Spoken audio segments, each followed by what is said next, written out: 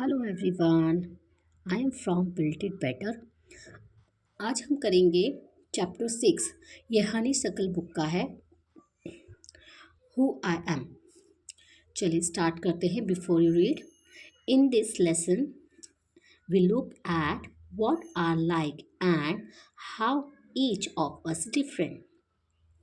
हम देखते हैं कि किन चीज़ों में जो हम लोग हैं हम आपस में एक से बिल्कुल एक जैसे हैं और किन चीज़ों में हम एक दूसरे से अलग हैं। We are all interesting people in different ways. हम सभी लोग मज़ेदार हैं, इंटरेस्टिंग है, लेकिन अलग अलग तरीके से। And we are all good at different thing. और हम सभी लोग बहुत सही भी हैं, अच्छे भी हैं, लेकिन अलग अलग डिफरेंट वेज में। As you read this, think about what you are like and what you enjoy doing this. जैसे जैसे आप इस चैप्टर को पढ़ेंगे और सोचेंगे कि आप किसकी तरह हैं और किसको करने में आपको ज़्यादा मज़ा आता है। ठीक है, यानी कि लोग हैं इसमें कुछ, जैसे चैप्टर का नाम है हु आई एम, मैं कौन हूँ, ये पार्ट 1 है। एंड मैनी वॉइसेस, तो ये हर लोगों की ना अपनी अपनी आवाज़ें हैं, अपनी अपनी बात बोली गई है। तो आपको देखना है कि आप किससे मैच कर रहे हो। चलिए स्टार्ट करते हैं राधा से। My favourite activity is climbing tree. मेरी फेवरेट एक्टिविटी पेड़ पर चढ़ना है। Just outside our house there is a mango tree which I love to go up. Just मेरे घर के बाहर ही एक आम का पेड़ है जिस पर चढ़ना मुझे बहुत अच्छा लगता है। It's branches spread out. उसकी जो ब्रांचेस है, शाखाएं हैं, वो फैली हुई हैं। So it is simple to climb up the tree. तो अब सारे पूरी जो ब्रांचेस है सब फैली हुई हैं, तो इसलिए उस पर चढ़ना भी बहुत सिंपल रहता है। And I can sit comfortably in the fork of 2 branches. Fock मतलब होता है जब 2 ब्रांच ऐसे करके आपस में मिली हुई होती हैं उस पर, तो उस पर बैठना बहुत कंफर्टेबल होता है। My mother tell me, my mothers, मेरी मम्मी ने मुझे बताया, बोला, it is not sensible for girls to climb trees, कि लड़कियों को ऐसे पेड़ पर चढ़ना सही नहीं रहता। But one afternoon she climb up to, लेकिन एक आफ्टरनून में वो भी पेड़ पर चढ़ गई। And both of us sat there talking and eating raw mangoes. फिर दोनों ही उस पर बैठकर बातें करने लगे और कच्चे आम खाने लगे। When I am high up in the tree, I feel like I can rule the whole world. जब मैं पेड़ पर चढ़ी हुई होती हूँ तो ऐसा लगता है कि मैं पूरी दुनिया पर राज कर सकती हूँ। तो ये थी राधा की आवाज़। तो बताना बच्चों कि राधा से कौन कौन मैच करता है। आगे स्टार्ट करते हैं, देखते हैं किस बच्चे ने बोली है अब ये वाली बात। ये है नासिर। तो नासिर बोलता है, व्हेन आई ग्रो अप, जब मैं बड़ा होऊंगा, I want to become a seed collector. मैं सीड कलेक्टर बनना चाहता हूँ।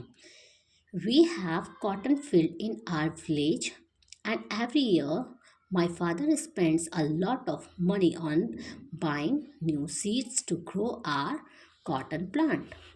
तो वो कह रहा है कि वो क्यों बनना चाहता है सीड कलेक्टर, क्योंकि वो बताता है कि उसके गांव में उनके पास बहुत सारे कॉटन फील्ड है, खेती है कॉटन की, और हर साल उसके पापा तो उस पर वहाँ पर कॉटन प्लांट उगाने के लिए, उसके सीड खरीदने के लिए बहुत सारा मनी स्पेंड करते हैं, पैसा खर्च करते हैं। My grand father told me, मेरे दादाजी ने मुझे बताया, दैट मैनी ईयर अगो, बहुत साल पहले, he could collect the seed from his on plant which could be sown to grow new plant during the next year. तो नासिर के दादाजी ने बताया कि वे बहुत साल पहले अ, खेती से ही, जो खेती वो करते थे उससे ही वो बीजों को इकट्ठा करते थे, ताकि नए साल, अगले साल उन बीजों को वो खेती उगा मतलब लगाने के लिए यूज़ कर सके। But today that does not work, so we have to spend money to buy new seeds every single year. तो अब आज के समय में इससे तो काम नहीं चलता है, तो नए बीजों को खरीदने के लिए पैसे खर्च करने पड़ते हैं।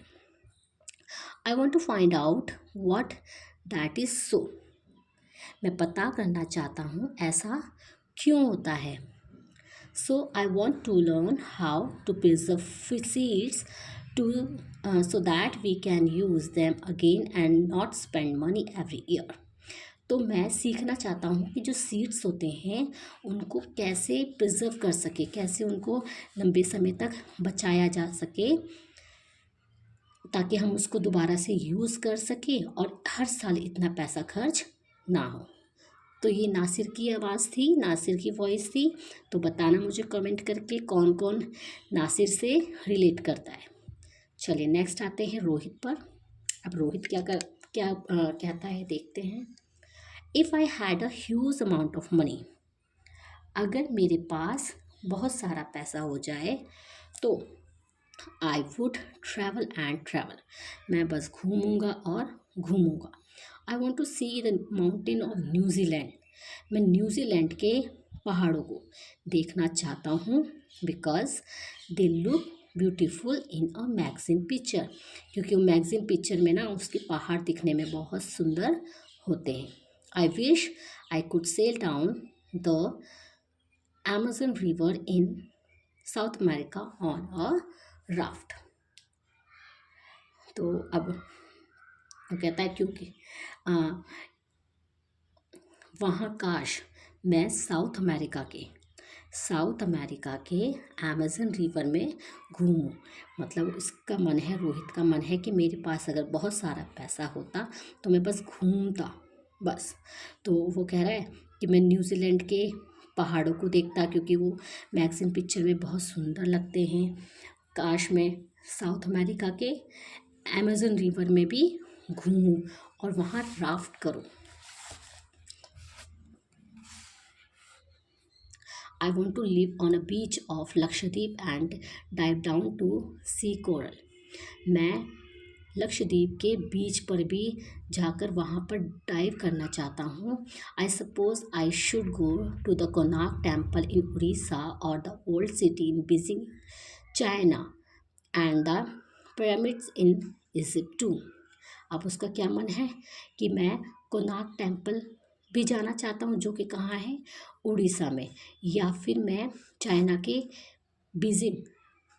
बीजिंग में भी जाना चाहता हूँ एंड द पिरामिड, और मैं इजिप्ट में पिरामिड को भी देखना चाहता हूँ। मतलब कि उसने सब कुछ बता दिया कि मैं क्या क्या करना चाहता हूँ। अगर मेरे पास बहुत सारा पैसा हो तो कितना घूमूंगा। But what I actually enjoy in seeing nature more than old building. वो कह रहा है कि लेकिन वास्तव में मुझे ज़्यादा मज़ा नेचर को देखने में आता है, ओल्ड बिल्डिंग से भी ज़्यादा। तो फर्स्ट पार्ट हम यहीं पर ही स्टॉप करते हैं।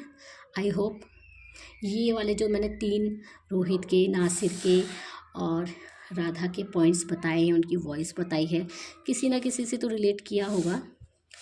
तो इतना अगर चैप्टर सबको समझ आया तो please like, share and subscribe करना।